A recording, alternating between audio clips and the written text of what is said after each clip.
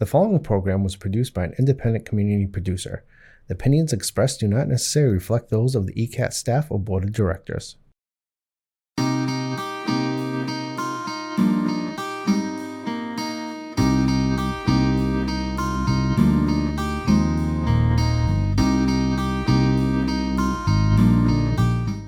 Greetings, everybody, and welcome to Auntie Zaza's Fireside Chat. And I'm Zaza here from Auntie Zaza's Fiberworks, located in Easton, Massachusetts, right on Main Street, number 104, and it's your local yarn shop. And today, we're going to be talking about washcloths and a fun workshop that I have coming up in October. So one thing I like to do when I visit people is to make a little hostess gift. And I like making little washcloths. I brought a couple little samples of some fun ones that are a little fancy, little doily. This one has a little lace pattern. And for those of you who are beginners in creating a little lace pattern, so here's a little gifty thing.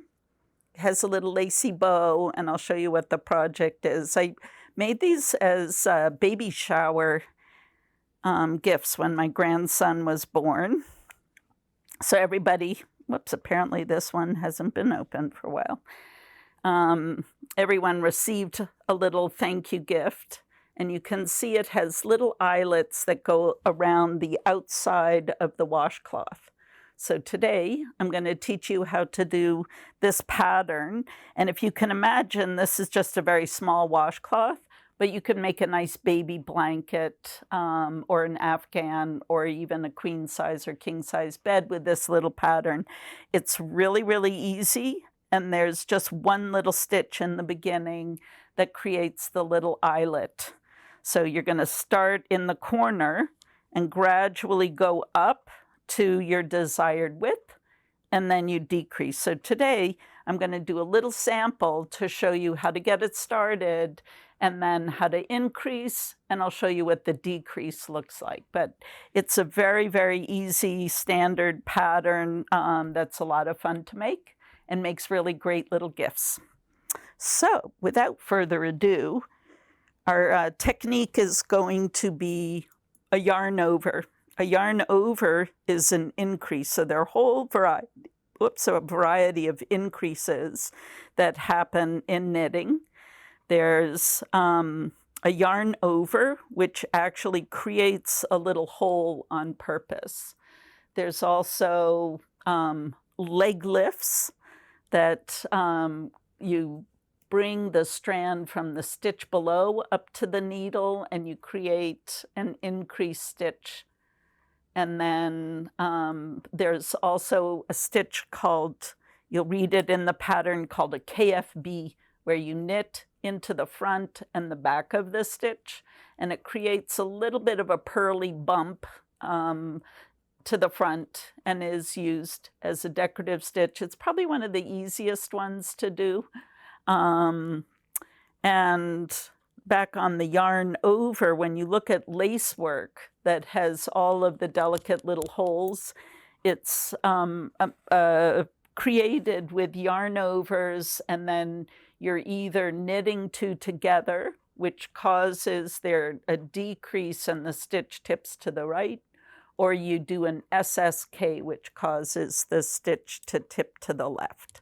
So lace work is just doing decorative increases and decreases to create really elaborate patterns. It's a special technique. So this particular project, I think, is just your basic beginner project of doing lace work, because you're only doing one hole or one eyelet that happens in the beginning of the row. On the second row, or at the end of the row, you don't have to do anything. So it's always the same pattern of knit two, yarn over, and then you knit to the end. All right, so I'm just going to show the long tail cast on. I know I've showed this before, but what you're going to do, we're just going to cast on 4 stitches so the tail comes towards you and the strand that goes to the ball is away from you, and you drape it up on the needle, and then you're going to grab the strands and open it up like a letter L and flick your thumb over like you're hitchhiking and you see the Z for Zaza. You take the tip of the needle to the heel of your thumb and go up, then go to the tip of your finger, go down and catch the strand, and then come right in between the equal sign here. So there's 2. So go up, down, and right through the loop. And again, this is stitch number 4. Go up the thumb, tip of your finger down, and then come right through that equal sign. Now you have your 4 stitches. The first row, you're just going to knit. It's a little bit awkward whenever you're doing any project, whether it's knitting or crochet, to begin, because you just don't have anything to hold on to. But there, we're going to just do 4 stitches, and that, whoops, I split that last one, just like that. Now what we're going to do, and this is going to be true, don't worry about this stitch looking big. It will sort itself out. So what we're going to do, and this is going to be the pattern throughout, is you're going to knit 2, and then you're going to do a yarn over. So a yarn over, I like to think my needles are in the capital H position. I'm going to bring the strand from my working yarn, the one that goes to the ball, in between the tips to the front, and then it's going to hang over the right needle. So I'm now in the position when I finish knitting to do a yarn over. I come in between the tips and I'm over the right needle. Sometimes I'll put my finger on it just to hold it a little bit, come in to knit, wrap it around, and there's my increased stitch right here. This second one down.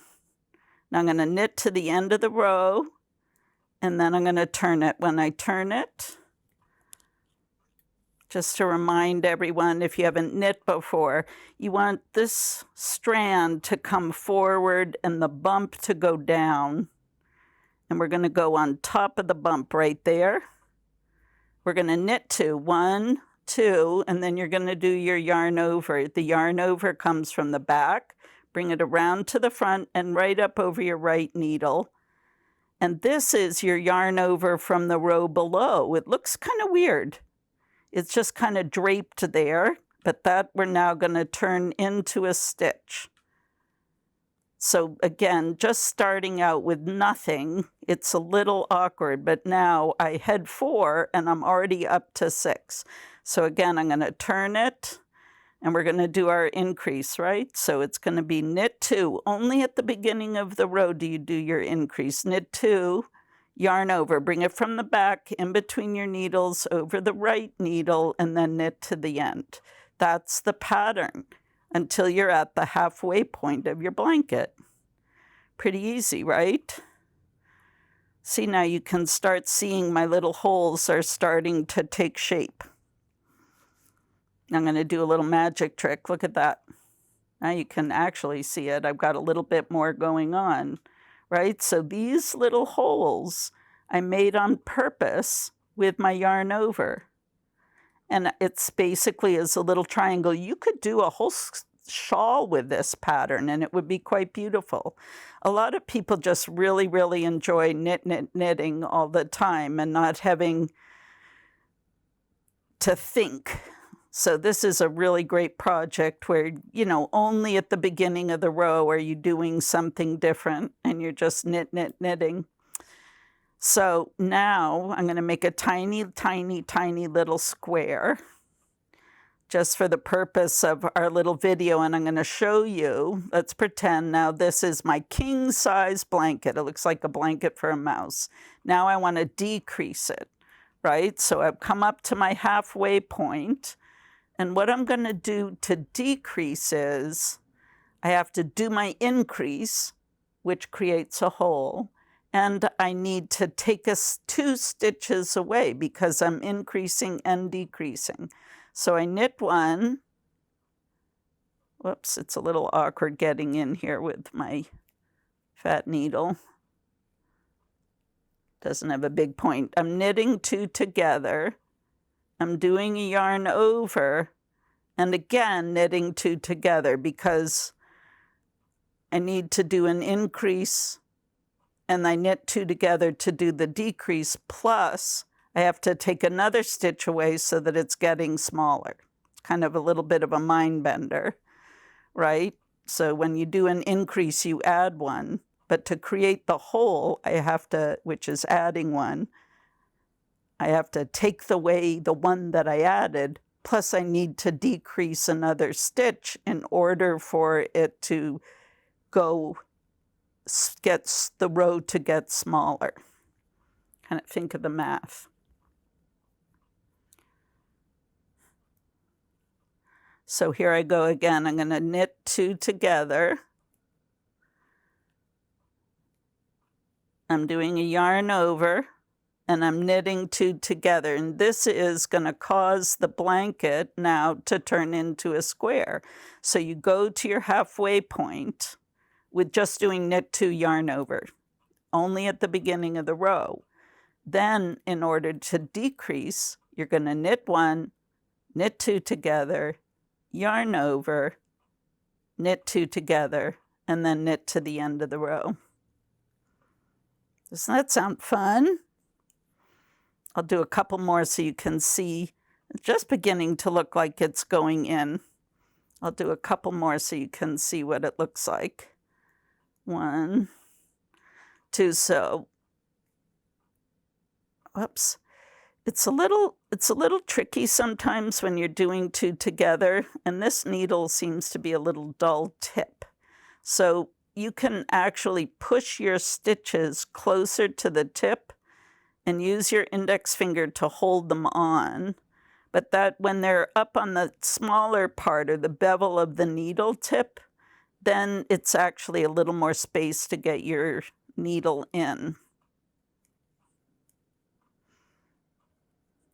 It's a little tricky. I make it look easy, but I'm kind of using my index finger on my left hand to hold things in place.